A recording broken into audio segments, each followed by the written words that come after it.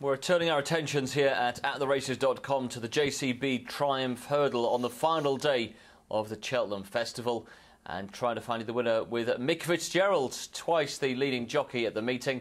And it's your old governor who's dominated the betting for this race since very early on in the campaign with Peace & Co. Yeah, it's funny. He's almost got a team going for the Triumph Hurdle with Hargam going in there and Top Notch as well. So, you know, he's very strongly represented, but Peace & Co is the obvious number one. He looked so good. And this day at Doncaster was the day he almost announced himself to the world. He's so quick over his obstacles. He's quite a tall, leggy horse, so, you know, he's very much one for the future. But this was a performance right out of the top drawer. And he was so fast over his obstacles. And watching him school, you blink and you miss him. You know, he really is. And his form has stacked up. When he won at Cheltenham next time, slowly run race, Barry put him to sleep and he came through and won in the style of a very smart performer.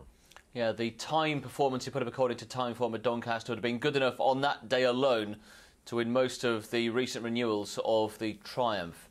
Well, of course, although Nicky Henderson has got, I think, 3 of the top 5 in the betting, Ireland as well and Willie Mullins have also had their say in this race, and Petite Parisienne stepped forward on her second start, Mick, to win at Leopardstown last time. Yeah, she got beaten, but she got beaten in a farcical race when it looked like the winner had got away on them. But she made no mistake here in beating Caliker. The horse back in third is of interest as well for the Fred Winter. And Caliker is also a horse, I think, for the Fred Winter, even though they've said he still holds an entry in the Triumph. But I think if he's handicapped nicely, he'd want to be interested for the Fred Winter. I think it was a good performance by this filly. She's solid, she gets the allowances, and, you know, I think she's interesting, but I don't think she's the quality of Peace & Co or Hargam. Another one for Willie Mullins is De Cosimo, who was also in winning form last time out at Garin it was. He's 1 from 1 for Willie Mullins, having won at Auteuil previously. Yeah, and again you have Prussian Eagle, who finishes second here, who we saw in that clip of Petite Parisienne. It's a likeable performance. You know, bit of innovative camera work from the team at Goran on this occasion so that we could see him. But he stretches out well, this horse. He's raw, very raw. You know, he's won twice. He fell on his other start. But I think, you know, he's a horse that you might hear an awful lot more about. Whether it's going to be this year or not, I'm not so sure. Well, Bristol de Mai is another one who, like Peace & Co, runs in the colours of Simon Mania, and a bit like Peace & Co. Peace & Co beat Carazak, and Bristol de Mai beat Carazak as well at Chepstow.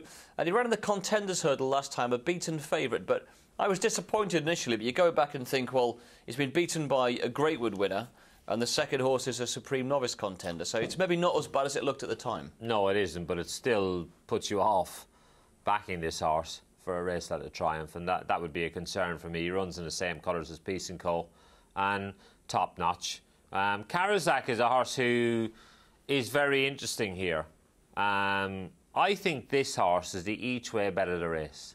Carazak? Yeah, I do. The unfortunate thing for him is he's got an awful lot of seconds beside his name. And he's been called a few names in the past, but what you can't get away from is how his form ties in with all the leading contenders.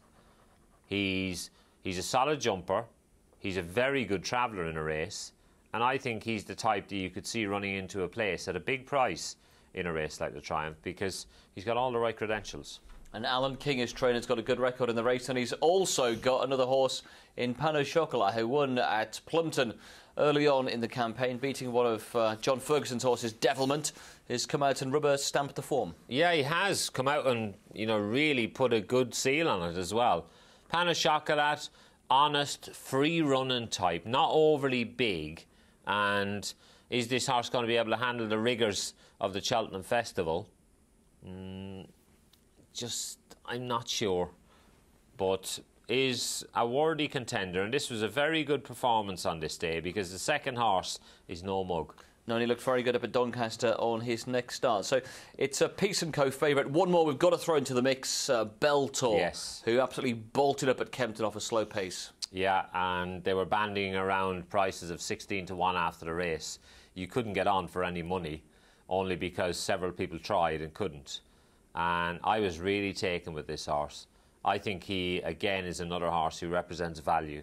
If this horse was trained by Nicky Henderson, Paul Nicholls or Willie Mullins, he would be vying for favouritism, if not second favourite, because such was the impression he left after that race in the Adonis. I mean, I can't think of a horse who's pulled quite so hard as he did, but then still been able to quicken at the end of a race like he did. But that was what was so impressive, and his hurdling technique was superb.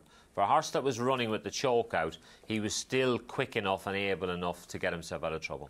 So where do we go, Mick? The winner of the 2015 JCB Triumph Hurdle. I think, you know, you're looking for value here. Peace & Co is the most likely winner, but you've got a doubt about him because he's a fractious horse. He gets himself excited, and that would be a little bit of a concern for me. I think Beltor is the each-way bet in the race.